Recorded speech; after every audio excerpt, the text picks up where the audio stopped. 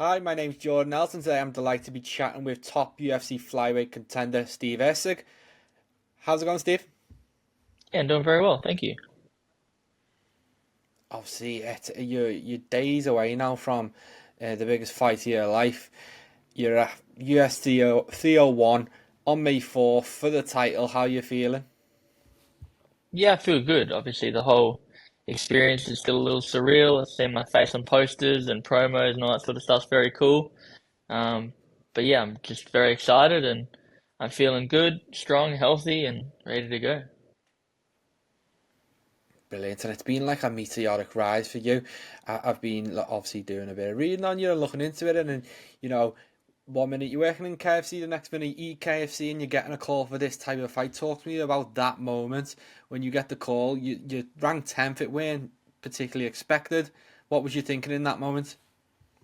Yeah, obviously I was surprised. I didn't think I'd get the opportunity so fast, and obviously very excited also. It's something I've been working for a very long time, and to have it to have it come around and actually being in the position to be fighting for a title, it's a dream come true. But I'm not the kind of guy that's going to be satisfied or happy with just getting to this point. I obviously expect and want to win the fight and defend many times in the future. So I got a big job to do, and I'm prepared to do it. Yeah, and just before we get onto the fight and your opponent, talk to me about that little your journey so far because obviously people just see he comes on the scene, he wins 3 UFC fights and he's got a title shot and you think you've come out of nowhere, but obviously this has been years in the making for yourself. So talk to me about that journey and some of the sacrifices you've had to make to get to this point right now. Yeah, I mean I've been fighting for a long time. I I mean, at Perth specifically, the cage wasn't even legal when I started, so we are fighting in the ring, and there wasn't exactly that many flyweights around. So my first two amateur fights were against the same guy, and then my third amateur fight was for a state title at the time, and just sort of progressed from there. I've had pullouts and setbacks, and lots of stuff happen over the years, and it sort of molded me into a person that realized that if he wants to get the opportunities to get the fights that I need and want, I have to be ready at all times. I can't be taking time off and time away from the gym. So I'm always in the gym, always ready to go. And I think that's also why I've gotten this opportunity so quickly is because UFC gave me a call. I was in the gym for my ready to go for my first fight and said, "Yep, top 10. I don't care. Let's go. Let's take the fight." And obviously performed well, got the win, and I've been doing the same thing ever since, just always ready to go, fight anybody, anytime, and gonna do it again. Yeah, it certainly worked so far, and you're in this position now. What's the fan reception been like in terms of you getting this shot? As I said, it was a surprise. Has it been good? Has it been bad? Somewhere in the middle. All the people around me have been very excited, and that's really the only people I care about. I try not to read the comments as much as possible. I know people are going to be upset and saying I don't deserve this shot this early and this is a joke and blah blah blah. But at the end of the day, I'm going to go in there. I'm going to fight some dude, and if I'm not good enough, I'm going to get beat. And if I am who I think I am, I'm going to get the win. So I let my actions speak for themselves. Let's talk about that, dude. It's Pantoja. He is the man right now, and one of the reasons you're in this position because he's beat pretty much half the guys in the top 10 right now. So talk to me about him and where he ranks among the opponents you faced so far in your career. Yeah, he's definitely the best guy I fought, without a doubt. He, I think his best attribute is his mental toughness. He just doesn't matter what's going on, how tired he is. If he gets hurt, whatever's going on in the fight, he's going to come forward and he's going to look to win the fight. And I think there's a lot of athletes in the sport, and a lot less fighters than there used to be. And he's definitely a fighter.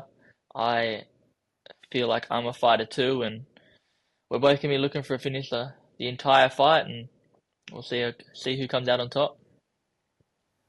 Is there any in particular you've got to look out for him on fight night? Obviously, it's mixed martial arts. A lot of people are varied these days. Is the one particular thing in your game he's going to be trying to exploit?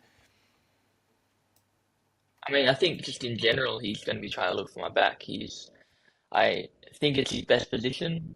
Whether I'm standing and he's on my back, whether I'm on the ground and he's on my back, he's scrambles very well and he's very good at getting there. So that's his most dangerous position. It's what I've been training a lot to not only avoid but to get out of. And um, yeah, whatever he has seen, that's probably the exploitation he's looking to do or use.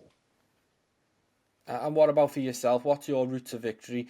I'm sure you've been daydreaming about this moment for years, and now it's here. When you get your hand raised, how does it happen? I think that I'm too clean on the feet for him. I think I'm going to keep him at range, use my angles, touch him when he can't hit me, basically. But at the same time, I'm not scared to go to the ground with him. Uh, Obviously, going to the ground will be on my terms. Um, a lot of people are. I think one of the reasons he does so well is because people don't want to go there with him, and because of that, he can sort of take rest throughout the fight. Whereas if he rests with me, I'm going to look to take him down, hit him hard. He's not going to have control of the positioning of the fight, so it's going to make it a tough fight for him. Yeah, and not only have you got a really tough opponent in front of you, you've also got to go into the Lions Den to do it. His hometown, Rio de Janeiro. We spoke to him the other day, and he was beaming with pride to be in this position, headlining in his hometown, and he was intent on sending all the fans home with a smile on their face. How are you feeling about coming in maybe as the villain, and you've got to play that role as spoiler? You seem like a lovely guy. How does that um, take you? I don't think there's many things more exciting than coming into enemy territory, taking the belt from the hometown guy. I think that's just a great way to do it. It's going to be a big moment, and of course he's got all of Brazil on his back, and he's going to be coming out with a vengeance and with a fury, and I expect that. I'm ready for that, and it's going to take a big effort to take it away from him, but I'm fully prepared to do so. Yeah, and you go out there, you win this title. What does that mean for you? To put all that work in and get that title at the end. Is that the main goal for you? Obviously, some people it's money, some people it's other things. Is the title always what you've been chasing? Yeah, I want to be the toughest guy in the world, regardless of weight, whatever, it doesn't matter. I just want to be the toughest guy in the world. So this is definitely one step towards that. The money doesn't faze me. It is nice and all that sort of stuff, but yeah, I've always pursued that, just being the toughest guy in the world. So that's, yeah, title will be a nice little addition and validation towards that goal. Brilliant. And what type of champion can we expect you to be? We obviously love active champions. I know there's a UFC card coming up. Would you think you'd be ready for that one? Yeah, obviously, assuming no injuries and that sort of thing, I definitely want to turn around and give Perth and all the people that supported me and helped me along the way a great show at home. So they bring me great pride, just like fighting in Brazil's giving Pantoja great pride. And I'll definitely be looking to turn around quick after this one. Yeah, and I've got to ask you about one of our guys in England. We've got Mohammed Makhachev. He was probably the next in line after yourself to potentially get that title shot. I'm just wondering, as a potential future opponent for yourself, what have you made of his rise and the noise he's making at flyweight right now? Yeah, he's obviously very good. He's still very young. He's got a lot of room to improve, which is a scary thing because he's obviously very good already. But I think the fight between me and him will happen one day, and I can't wait for it. It's going to be an exciting fight. Exciting times, and you're a big guy for the division, and as you say, you're always staying in shape and you're ready to go. Well, how is that cut for you? I know you're getting into the final stages of camp. How is it getting down to 125? I mean, it's never fun, but um, I'm not.